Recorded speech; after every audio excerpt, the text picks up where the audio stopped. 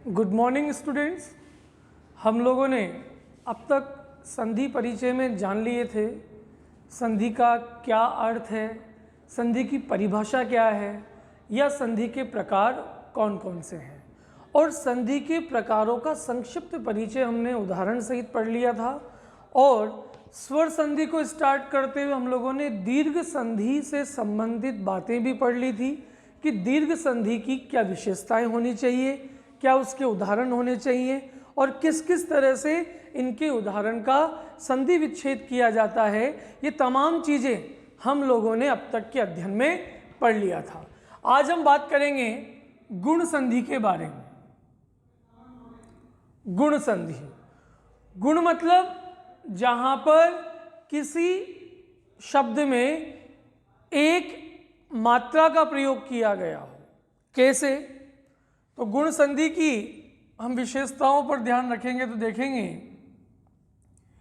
कि पूर्व पद में क्या क्या चीज़ें हमें दिखाई देंगी और उत्तर पद में हमें क्या क्या चीज़ें दिखाई देंगी। इसमें हमें तीन कंडीशंस दिखाई देगी और तीनों ही परिस्थितियों के अंदर पूर्व पद का आखिरी वर्ण एक जैसा ही होगा। पूर्व पद में हमें अ या आ दिखाई देगा। दूसरी सिचुएशन के अंदर भी पूर्व पद का आखिरी लेटर अ या आ होगा, और तीसरी परिस्थिति में भी पूर्व पद का आखिरी वर्ण अ या आ होगा। इस अ या आ के बाद में यदि छोटी ई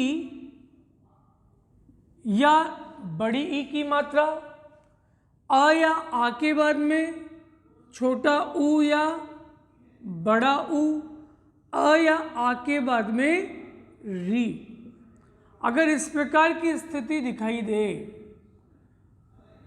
कि अ के बाद में चाहे ई आए, अ के बाद में चाहे बड़ी ई आए, आ के बाद में चाहे ई आए, या आ के बाद में चाहे दीर्घ ई आए, तो यहाँ पर उनका गुण आदेश हो जाता है। अ और ई को या आ और ई को ही मिलाएंगे तो वहाँ ए बन जाएगा, और ए जब किसी कॉन्सोनेंट में दिखाई देता है मात्रा के रूप में तो वहाँ पर एक मात्रिक वो दिखाई देगा।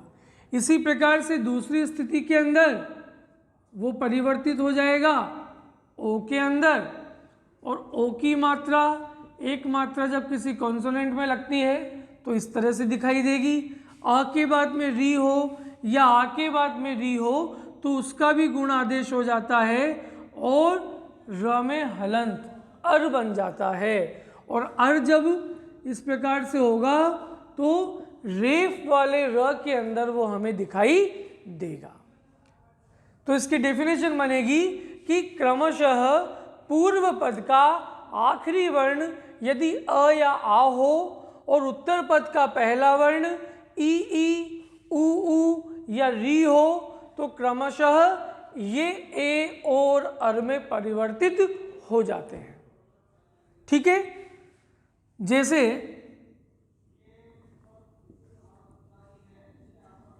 रमेश। अब रमेश शब्द के अंदर माँ के अंदर ए की एक मात्रा आ रही है तो डेफिनेटली गुण संधि के अकॉर्डिंग बनेगा। तो ए कब बनेगा? या तो प्लस के पहले अ हो या प्लस के पहले आ हो और उसके बाद में ई या ई हो। तो रमेश के हम टुकड़े करेंगे तो रम शब्द का अर्थ नहीं होता, इसलिए रमा प्लस ईश, रमा प्लस ईश। तो रमा का अंदर म जो है वो हलंत वाला, इसमें से साउंड है आ का, आ के बाद में ई, श हमारा वैसा का वैसा, दोनों को जोड़ेंगे आ और ई को तो ए बनेगा। म के अंदर वापस एक ही मात्रा, श आपका एज इट इज। इस प्रकार से रमेश शब्द बनाया गया है। ठीक है, ओ का एग्जाम्पल देखते हैं।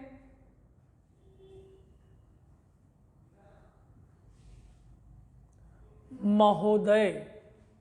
अब महोदय शब्द के अंदर ह के अंदर ओ की एक मात्रा है, तो ओ कब होगा? जब प्लस के पहले अ या आ हो, उसके बाद में ऊ या ऊ हो, दोनों को मिलाकर ओ बनेगा, तो यहाँ पर उसका संधि विच्छेद होगा महा प्लस उदय,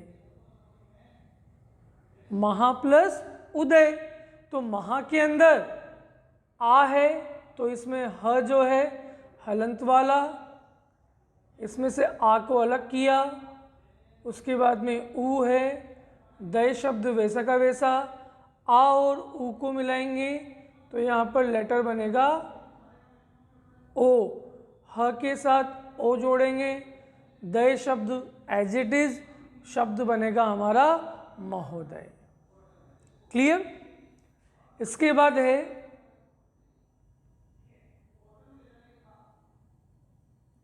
अर वाला महर्षि। अब महर्षि शब्द का हम उच्चारण कर रहे हैं तो महर अर बोलने में आ रहा है, और अर बोलने में आएगा इसका मतलब इस प्रकार की स्थिति हमें दिखाई देगी, और रेफ के अंदर र भी हमें दिखाई दे रहा है, तो यहाँ पर इसके जो टुकड़े होंगे वो होगा महा प्लस ऋषि। एग्जाम्पल हम चेक कर लेते हैं कि सही विच्छेद हुआ या ना हुआ। महा के अंदर ह में हलंत, इसके बाद में आ के बाद में री, और शी हमारा एज इट इज। आ और री इन दोनों को जोड़ेंगे तो शब्द में परिवर्तित होगा अर। ह के अंदर अ जोड़ेंगे तो मह बनेगा, ये जो र है वो ऊपर वाले श के साथ चला जाएगा, शब्द बन जाएगा हमारा महर्षि। तो गुण संधि के अंदर हमें विशेष कर ध्यान देना है कि पूर्व पद में अ या आ हो तीनों स्थिति के अंदर, उसके बाद में क्रमशः ई उ और री हो, तो ये अपने आप के ए और अर में परिवर्तित हो जाते हैं। और दूसरे एग्जाम्पल देखते हैं। कथोत्सव। कथोत्सव में इस जगह शब्द के टुकड़े होंगे तो यहाँ बनेगा कथा प्लस उत्सवः, आगे विसर्ग है तो कथा के अंदर थ हलंत वाला, थ में से साउंड निकाला आ के बाद में उत्तर पद का पहला लेटर ऊ, बाद वाले शब्द एज इट इज, आ और ऊ के बीच में संधि हुई, दोनों को जोड़ेंगे ओ बनेगा, थ के अंदर ओ, बाद वाला शब्द एज इट इज, शब्द बनेगा कथोत्सवः। ठीक है, इसी तरह से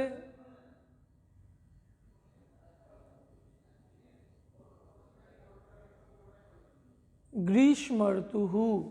ग्रीष्मर्तुः, तो यहाँ पर इस जगह रेफ में र लगा हुआ है तो यहाँ शब्द बनेगा ग्रीष्म प्लस ऋतु। ग्रीष्म के अंदर म हलंत, यहाँ अ है, अ के बाद में री, तू शब्द एज इट इज, आ और री के बीच में संधि हुई, शब्द बना हमारा अर, म में अ, र के साथ इसको जोड़ेंगे तो र ऊपर चला जाएगा, शब्द बन जाएगा हमारा ग्रीष्मर्तुः। ठीक है, तो इस तरह से गुण संधि बनाई जाती है, और गुण संधि के अंदर हमें ध्यान देने की आवश्यकता है कि इसमें तीन अलग अलग सिचुएशन होगी कि पूर्व पद में हमें एक जैसा अल्फ़ाबेट दिखाई देगा, बट उत्तर पद के अंदर अगर ये वाली सिचुएशन हो तो इन दोनों को मिलाकर इस तरह का परिवर्तन वहाँ में देखा जा सकता है। नेक्स्ट हम बात करेंगे यण संधि से जुड़ा हुआ, कि यण संधि के अंदर किस तरह की चीज़ें हों और किस तरह से हम यण संधि को डिफाइन कर सकते हैं। तो यण संधि के अंदर भी हमें अलग अलग सिचुएशंस हैं कि यण संधि में भी हमें तीन अलग अलग स्थितियां दिखाई देगी।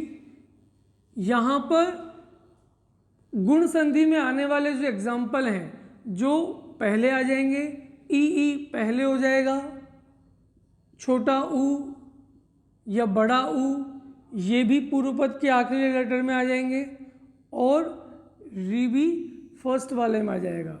तीनों ही कंडीशंस इसमें दिखाई देगी। गुण संधि का जस्ट अपोजिट है। ठीक है, यहाँ पर थोड़ा सा चेंज हम लिखेंगे।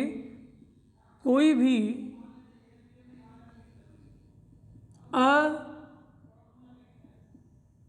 असमान या भिन्न स्वर, कोई भी असमान या भिन्न स्वर, ऐसा का ऐसा सेकंड वाले में नो चेंज। कोई भी असमान या भिन्न स्वर, गुण संधि के अंदर ये तीनों लेटर उत्तर पद में थे, लेकिन यहाँ पर ये पूर्व पद में आ जाएंगे। तो ई को छोड़ करके दूसरा कोई भी स्वर हो, वापस ई नहीं आना चाहिए। ऊ या ऊ के बाद में वापस ऊ या ऊ नहीं आना चाहिए, इसको छोड़कर कोई भी स्वर हो सकता है। री के बाद में री नहीं आना चाहिए, उसके बाद में कोई भी स्वर हो। तो सबसे पहले पूर्व पद चेंज होगा। पूर्व पद चेंज होगा तो ई किस में चेंज होंगे? य में। ऊ और ऊ किस में चेंज होगा? व में। और री किस में चेंज होगा? र में। इसके बाद में जो बाद में आने वाले स्वर हैं, इन स्वरों को मिला दिया जाएगा। संधि में अभी भी दोनों के बीच में होगी। इसमें थोड़ा सा हमें ध्यान रखने की जरूरत है कि यण संधि के अंदर, यण संधि है, इस यण संधि के अंदर स्पेशली उत्तर पद में आने वाले जो ई ऊ और री थे, ये पूर्व पद में होंगे।